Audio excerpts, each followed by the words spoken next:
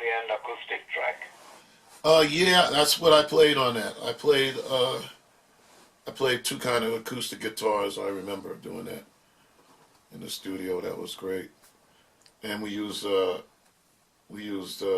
upright bass. And Steve Jordan, the drummer, he played uh, he played a cocktail drum set with brushes. Okay, okay. And you've got about half a dozen covers in there, and then about another half a dozen originals. Yeah, yeah. We also put that record out as a double EP, LP rather, Yeah, but it's vinyl. yeah, and yeah, I got your point.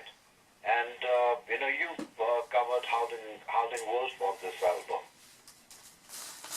Um, I, I don't have the record with me, but I can't remember what song it might have been. It's been so long. No, that's okay. But Howling Wolf to me, his music is very very powerful and Oh yeah, man. inspiring. Yeah, I've studied a lot of his. I've done a lot of research on him in those old black and white films, and he's like a force to be reckoned with. Absolutely. I did the guitar player Hubert. I played. He had a party on the Circle Line about 2 summers ago, going around Manhattan, and I went to see him. The guy who was the musical arranger was a friend of mine. His name is Jimmy Vivino. His band is on the Conan. You ever see Conan O'Brien show? Yes, a few of them. Yeah, he's the band and he's the leader. Right. And he took Hubert in the studio before he passed away, and he did Jimmy Johnson, Johnny Johnson, and a lot of other people. And so he was in charge, and the lead singer of the New York Dolls was the singer. It was a tribute to Howlin' Wolf. The show was called, and it was on the ship, and we went around the harbor. And I was in the audience, and they brought me up, and I got a chance to play with Hubert, and it was a lot of fun. And the rhythm section was NRBQ, Yeah. and the harmonica player was John Sebastian from Love and Spoonful, Oh, fantastic. and it was really something else. We had a lot of fun. Yeah. And then you have Can't Quit You Baby, She's About a Mover, Yeah, Country Boy. yeah. And how come you covered Burton a while by Leonard Cohen? I mean, his song He's, seems a little out of place in the context of the blues. oh man, he's just like one of my favorites. He's to me is like what Dylan was to Hendrix. Yeah, yeah. I really dig Cohen's stuff. I always did. My mother used to sit down and listen to it with me. Leonard Cohen is also one of my friends. I also do a weekly classic rock show. Okay. And that's where I play guys like Leonard Cohen and Springsteen. But Springsteen, it's not the newer stuff. It's mainly from his first three albums. Yeah. There's some Springsteen stuff that I pick up like on stations when I'm up late at night, and I put on like the radio, and I get stuff on the AM channel, like, and they're like from Poland, these stations or something like that, and they're playing Springsteen stuff that these radio stations in America don't play. They play only the hit stuff. But there's some beautiful songs that Springsteen does, where he's just playing by himself, man. I mean, it is it make your hair stand up. Absolutely, yes, you're right. And personally, I don't like playing the hit songs.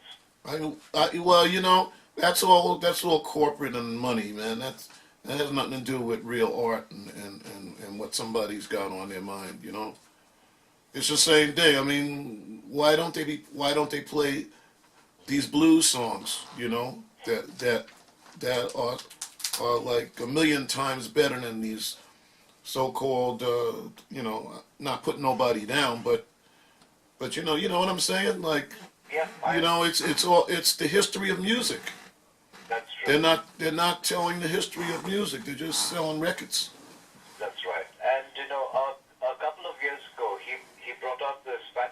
album called The Folk Session. I never heard that. I'm gonna have to check that out. No, but it was about 2 years in the making. Really? Wow. He's gone deep into the heartland of America. Yeah. When he did Nebraska, I could feel that. Yeah, and he's picked up all these fantastic folk musicians Mm-hmm. and Wow. brought out this lovely album called Bruce Springsteen, the Folk Sessions, and I think it's probably the finest he's ever done. That's amazing. That's amazing. What happens when you play music that comes from the heart? Yeah. Exactly. Because these guys, they've been at it for forever. They've been playing it forever, and it's a political thing. You have to do what the record company wants you to do, What's it? but your heart is somewhere else. But you couldn't do anything unless you compromise. I guess what they would try to. That's the word. Yeah. There are so many musicians that nobody. I mean, we've heard about them or we've read about them. I was on break and I was getting ready to play my regular Friday show in New York City at Terra Blues. Yeah. I think it was last week, and this guy was hanging out, Shuggy Otis, and his father is like a legend, and Shuggy Otis is a legend because I remember seeing him at the Fillmore with Al Cooper and Mike Bloomfield. Fantastic. Oh my God. And he's back out now. He's got a new album out, and he just finished playing at BB King, so he's around on tour, And this guy was like incredible. He was like 16 when I saw him.